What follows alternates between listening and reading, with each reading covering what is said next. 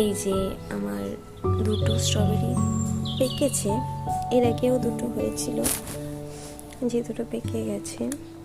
এই দুটো হালকা রং ধরেছে, তবে এখন তুলব না, এখন তুললে টক লাগে, একটু আর একটু লাল হয়ে যাবে, একদম লাল টুকটুকে হলে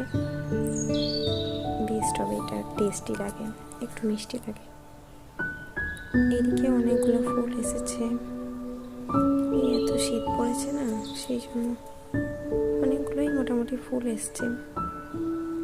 স্ট্রবেরি অনেকগুলোই ধরছে, আগে অনেকগুলো ধরেছে তো, তাই জন্য এগুলো একটু ছোট ছোট হচ্ছে, এগুলো আর সেরকম বড় হচ্ছে না, তো এগুলোকে আবার খাবার দিতে হবে ভালো করে।